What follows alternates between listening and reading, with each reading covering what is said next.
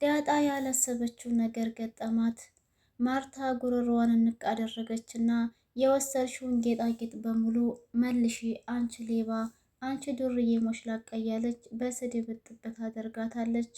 ዳጣም በድንጋጤ እንደዛው ማንቃት እያለች እኔ ምንም ነገር የወሰድኩት ነገር የለም አልወሰድኩም ብትልም ትሰሚኛለሽ፣ አንድ በአንድ የወሰድሻቸውን ነገሮች መመለስ አለብሽ እያለይ አሁንም ጉሮሮዋ ጋር ትንንቅ ይዛለች። ናታንም እንዲሁም ደግሞ የናታን አባት ሊገላግሏትን ቢሞክሩ አለቅም ብላ በመከራ ነው ያስለቀቋት። እናም አሁን ይህንን ጌጣጌጥ ማን እንደወሰደው እስካሁን ድረስ እየተጣራ ነው። የናታን አባትም ዳጣን ለብቻዋ መኝታ ክላስ ውስጥ አስገብቶ ጠይቋት ነበር። ዳጣም እያለቀሰች እኔ ምንም የወሰድኩት ነገር የለም፣ ግን ሌባና ዱርዬ እየተባልኩ መሰደብ፣ ይህንን ወሰድሽ፣ ይህን እንደዚህ አደረግሽ መባል ለእኔ አዲስ አይደለም እያለች ስቅስቅ ብላ ታለቅሳለች። የናታን አባትም ይኸውልሽ ዳጣ ምን መሰለሽ፣ የጠፋው ጌጣጌጥ በጣም ውድ ስለሆነ ለዛ ነው። ማርታም እንደምታያት በጣም ተበሳጭታ ነው ያለችው። የጠፋውም እንግዲህ ከመኝታ ክላስ ውስጥ ነው። እናም እናንተ ግን የት ነበራችሁ እያለ ሲጠይቃትም እሷም ደግሞ ከናታን ጋር ወደ መርካቶ መጽሐፍ ሊገዙ ሄደው እንደነበረ ምንም አይነት ነገር እንዳላየች አንዲትም ጌጣጌጥ እንዳልወሰደች እየተናገረች ነው። ግን ይህንን ነገር ማርታ ልትቀበላት አልቻለችም። እናም ለባሏ የሚያስተላለፈችው መልእክት ከዚህ በኋላ ይችን ልጅ ቤት ውስጥ ማየት አልፈልግም፣ ወደዛ ውስጥ አስወጣና ጣልልኝ እያለችው ነው። ውሃም እህቷን ጌጣጌጡን ውስጥ ይሸጠሸዋል አይደል እያለ ስትል እህቷም እንግዲህ በጥፊ ብላታለች። ኤቢ ማለት ነው በጥፊ የመታቻት ውሃን። ውሃ በመጀመሪያ ቀን ኤቢ መኝታ ክላስ ውስጥ ስትልከሰከስ ቆይታ ከዛ ሄዳ ተኝታ ከሆነ አስደነግጣታለሁ ውሃ ረጭቼ ባለችበትና በሄደችበት አጋጣሚ ኤቢ ያንን ኮተታ ኮተቱን ጌጣጌጡ ማለት ነው ሰብስባ ልትወጣ ስትል እሷ ደርሳባት ነበር። እናም ኪሷ ውስጥ ተንጠልጥሎ ያየችውን ጌጣጌጥ ግን ደግሞ ለመናገር ፈርታ ቢሆንም አንቺ ነሽ ወስደሽ የሸጥሽው የሚል ወሬ ስታወራ ሰምቻለሁኝ ብላ ነበር ልታወራ የፈለገችው እና ያው ቶሎ ብላ በጥፊ መታችና አስደነገጠቻት ኤቢ ማለት ነው ውሃን። ውሃ ሁሉንም ነገር ስለምታውቅ ያው መጨረሻ ላይ እንግዲህ ለናታን ትነግረዋለች። ናታንም ለአባቱ ጌጣጌጡን ማን እንደወሰደው ውሃ ትክክለኛ ነገር ታወራለች ተብሎ ባይታሰብም ግን ደግሞ ከኤቢ ኪስ ውስጥ አይቼዋለሁኝ ብላኛለች ብሎ ለአባትየው ይነግረዋል። አባትየውም ኤቢ ይህንን ነገር እንዴት ልታደርግ ትችላለች? ምን አስባ ነው ቆይ ይህን ነገር ልታደርግ የቻለችው? እያለ ቢጠይቀውም ናታንም ለክፋት ይሁን ለምን ባይገባኝም ግን ደግሞ እሷ ጋ ነው ብላለች ጌጣጌጡ ብሎ ነግሮታል። ይሄ ነገር ግን እውነታው ማንጋን እንዳለ ውሃም ሆነች እንዲሁም ኤቢ በደንብ ጠንቅቀው ያውቃሉ። ውሃም በጥፊ ባትመታት ኖሮ እውነታውን ልትናገር ነበር። ዳጣ ምንም ባላሰበችው ነገር ይሄ ሁላ ችግር እየተፈራረቀባት ነው። ሰላም ሰላም፣ ውድና የተከበራችሁ የቻናል ቤተሰቦች እንዴት ናችሁልኝ? ሰላም ናችሁ ወይ? ደህና ናችሁ ወይ? እኔ ሰላም ነኝ አልሐምዱሊላ። እንደተለመደው ወደ ቻናሌ በአዲስ ቪዲዮ ተከስቻለሁ። ዳጣ ከ18 ዓመት በኋላ ቤተሰቦቿን አገኘች የሚለው ድራማ እጅግ በጣም ተወዳጅ እና አዝናኝ የሆነ ድራማ እየሆነ ነው። በእሱ ነው የመጣሁትኝ። እንግዲህ ቤተሰብ ላይክ እያደረጋችሁ ቆይታችሁ ከኔ ጋር እንዲሆን በአክብሮት ተጠይቃችኋለሁ። ደረጀም እንግዲህ ማርታን እባክሽን ተረጋጊ፣ መጀመሪያ ጊዜ ቁጭ አድርገን እስኪ እናውራት እንጠይቃት ቢላትም ማርታ ግን ከዳጣ አንገት ላይ እጇ ሊነሳ አልቻለም። ደረጀም እባክሽን የሆነ ነገር ትሆንብሻለይ ብሎ በመከራ ገላገላቸው።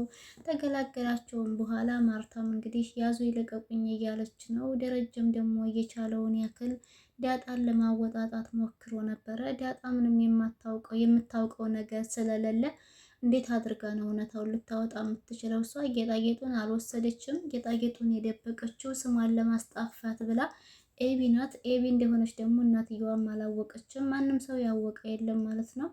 ማርታም እንግዲህ አንተ ነህ ሲጀመር ከጎዳና ላይ የማንንም ዱርዬ አምጥተህ ያዘረፍከኝ፣ አሁንም ቶሎ ብለህ የዘረፈችኝን ነገር ትመልስልኝና ከዚህ ከቤት ውስጥ አባርልኝ፣ ሁለተኛ ይችን ልጅ አይኗን ላያት አልፈልግም እያለች ለደረጀ ማርታ እየተናገረች ነው። ደረጀ ደግሞ ይችን ልጅ በጣም ስለሚወዳት ስለምታሳዝነው ከቤት ውስጥ ሊያባራት አልቻለም። እናም ለዛ ነበረ ትክክለኛ ወስዳለች ወይንስ አልወሰደችም የሚለውን ለማጣራት በደንብ አድርጎ ለብቻዋ የጠይቃት። ዳጣ ግን ምንም እንዳልወሰደች በተደጋጋሚ ተናግራለች። እኔ ምንም የማውቀው ነገር የለም የዋልኩትም ደግሞ ከናታን ጋር መርካቶ ነው ብላ ነው የመለሰችላቸው። ዳጣም እንግዲህ በስተመጨረሻ ቤተሰብ እንዲሁም ደግሞ እህቶች አገኘሁ አንተንም አባቴ ነህ ብዬ ሳስብ ተደስቼ ነበረ። ግን ደግሞ መጨረሻዬ እንደዚህ መሆኑ በጣም አዝናለሁ። እኔ አይደለም ጌጣጌጥ ይህን ሁሉ ጌጣጌጥ ለውስጥ ይቅርና አንዲትን ብር የማልነካ ሰው ነኝ። ግን ደግሞ ሌባ ዱርዬ የተባልኩ መሰደቡ ለእኔ አዲስ ብርቅ አይደለም። ደረጀም ግራ በመጋባት ውስጥ ይገኛል። ዳጣም አንተ በውስጥህ ምን አሰብክ? ማለትም ዳጣ ወስደዋለች የሚል ጥርጣሬ አለ ሆይ ብላ ትጠይቀዋለች። ደረጀም እባክሽን ዳጣ አትፍረጅብኝ፣ እዚህ ቤት ውስጥ ያው እቃ ጠፍቶ አያውቅም። እናም ለመጀመሪያ ጊዜ ስለሆነ የጠፋው ልጠረጥርሽም ላልጠረጥርሽም ግራ እየተጋባሁ ነው ያለሁት እያላት ነው። ምክንያቱም እንግዲህ ቤት ውስጥ እቃ ሲጠፋቸው የመጀመሪያ ጊዜያቸው ነው። እቃው የጠፋው ምክንያት ደግሞ በዳጣ ምክንያት አይደለም፣ በዛች ኤቢ በምትባለው ልጅ ምክንያት ነው። ደረጀም ሁሉንም ልጆች እንደምታያቸው ማንኛቸውም ቢሆኑ ያው እስቲም ሰላምም ብትሆን ናታንም እንዲሁ ውሃም አበቄ ናት፣ ኤቢ ናት። ይችኛዋ ልጅ ደግሞ ሁለት ስም ነው እንደ ያላት እሷን ብትሆን እንደዛው። ስለዚህ ግቢውን በስነ ስርዓት የተከበረና የተዘጋ ነው። ማንም ሰው ደፍሮ ሌባ ገብቶ ሊወስደው አይችልም። እኔና ማርታ ታዲያ ምን ልናስብ እንችላለን ብለሽ ነው የምታስቢው ብሎ ሲጠይቃት ዳጣ ስለዚህ አንቺ ነሽ የወሰድሽው እያልከኝ ነው ማለት ነው እያለች ስቅስቅ ብላ ታለቅሳለች።